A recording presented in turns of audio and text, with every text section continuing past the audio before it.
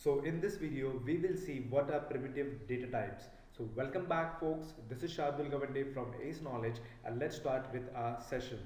So here we have a chart which says primitive, we have a column as primitive data type, then its size, minimum value, maximum value and wrapper type. So minimum value and maximum value, we will not focus that part as of now, and wrapper type we will understand what is this in next further videos. Okay, so primitive data type, so we have char which stands for character value ABC, byte, then short, then int for integer, long, float and double will be for decimal values, and we have their sizes given over here. So character will hold 16 byte of size, byte will hold 16 bit, byte will hold 8 bit and so on, integer 32 bit, double 64 bit and so on. Okay, so these are the data types which we have, and let's implement it in our code. So this is my NetBeans. I've created a project as Ace, and by default I get my class and main method. So now let's declare a variable with int type. So if I declare a variable with int a, and if I assign that variable a value, a is equal to 10. Oh, and I get over here an error. So what this error says is non-static variable cannot be referenced from a static context, which means that static methods can access only static variables. So in order to access this, and we have here is class variable or simply our instance variable. This is not a static variable. So in order to access this in a static method, what we can do is we can simply say static. You can declare that variable with the keyword static, and here the error is gone. So always remember, static method needs static variables.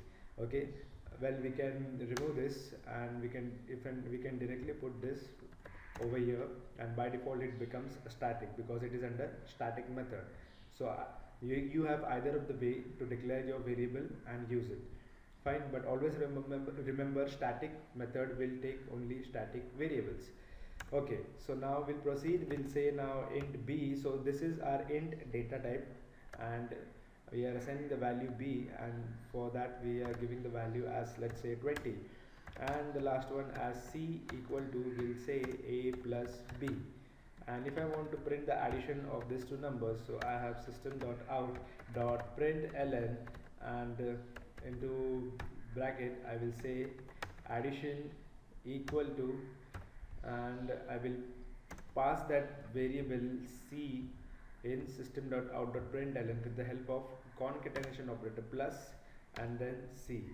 So this is how you pass your variable in system.out.println. So now I'll run this. You can run it from here or simply hit shift or simply press the button shift F6. So now I'm running, and here I get build successful with addition value equal to 30, right?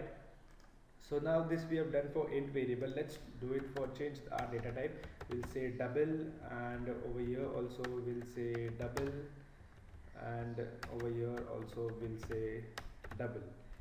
Okay, so now so earlier we are getting output as 30. So now let's check what do we get, and if I run this, I get addition equal to 30.0. So which means double says it will be a decimal format. So whatever the output you will get, it will be of type double. Okay, it will be of type double, which is decimal format, decimal numbers. Okay, so now let's come back to this this particular picture, and let's try to understand this primitive data type in a different manner. So let's consider this primitive type values as a size of our t-shirt. So we have different sizes for t-shirt. So let's take any three data types from this given values in order to just justify an example and have a good understanding. So let's consider this primitive data types as a size of t-shirt.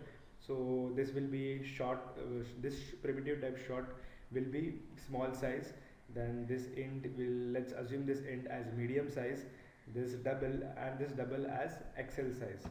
Okay, so these are my sizes of t-shirt with small, medium and XL size. So what if a person wants a t-shirt of size small or medium, or let's take medium. So a person wants a t-shirt of size medium, but that particular medium size t-shirt is not available, and we have an XL size t-shirt, which represents a double. We have an XL size t-shirt. So will that person will the person be able to wear this XL size t-shirt? He needs a medium size t-shirt, but it is not available. An XL size t-shirt is available. So can he wear this XL size t-shirt? Obviously yes. Well, it will be a little bit bigger for him, but he still can wear that t-shirt, right? Yeah. So now let's do it vice versa. If a person needs an XL size t-shirt which is not available, but a small size t-shirt or a medium size t-shirt is available, so will the person buy the t-shirt? Obviously he can buy, but he cannot wear it because it will be too short for him to wear that t-shirt. It won't fit him, it won't enter his, or it won't take the shape of his body, right? So he won't wear it, and it is not possible for him to wear a short size t-shirt if he needs an XL size t-shirt, right? So the same condition works with our primitive data types. So if we try to put the values of double int data type, it is not possible. So let's check it. So here I am having a double, let's say if I'm having variable as int, over here also I am having int variable, and here also I am having int, and this is my integer value, right? But I am trying to put this int, trying to put double values in my int size. So let's say 25.5. So here you can see I'm getting an error which says incompatible types, possible lossy conversions from double to int. So I am declaring a data type as int, primitive data type as int, but I am passing the values of double. It is like the person wants an XL size t-shirt, but is trying to wear that, but the t-shirt available t-shirt size is medium size, and is trying to wear that medium size t-shirt, which is not possible. So we get an error over here. But changing the condition to vice versa, if we say have data type as double, and if I'm passing int values, so that's possible. I'm not getting any error, because a person who wants a medium sized t-shirt, and if it is not available, he still can wear XL size t-shirt, right? So that's what the concept of simply assigning a proper values to a variable. So if I change over here, if I say, so it, or here it also says double to int lossy conversion. So I need to specify double over here, and over here also the same thing, double, right? So now if I run, I will get the value as 45.0. So you can still pass int values in double. So now let's try a different thing. Okay, so now let's say if I'm passing values in decimal, let's say 25.7, here I'm passing 28.3, and I'm performing addition, right, and storing the value in C. So if I store this value in C, and what I get, the output is in the double format, double data type, which is 54.0. Let's say we'll change this thing to 6, and now I get is 54.3, right? Because it is storing the value in variable C, which is of double data type, which specifies decimal numbers. So 54.3. What if I want to get output as only 54 and not 54.3? I want output only in integer format. Well, is it possible? If I do over here, change over here as int, it will give me an error which says incompatible possible lossy conversions, right?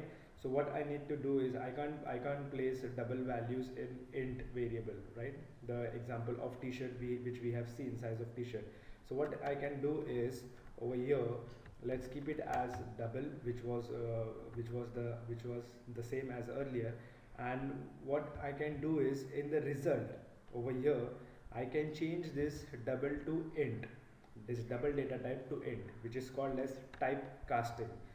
So I'm calculating the value, storing it in variable C, which is of double type, but while printing, I'm converting this variable C, which is of type double, into int data type. this is called as typecasting. So if I change, so how to do that? Simply specify the data type to which you want to change. So I want to change to integer variable, and the data type and the variable name, which is C, and simply you have to put the concatenation operator. So data type to which you want to change, and the variable, and simply the variable of which you are changing the data type, and don't forget to concatenate with the plus operator. So now if I run this, I will get addition value as 54. So the result I have computed store in variable C, which is of double data type, but printed the value in integer format by simply typecasting my variable C, which is of double data type. So that's how primitive data types work. So that's it from this video. Thank you so much for watching, and don't forget to subscribe.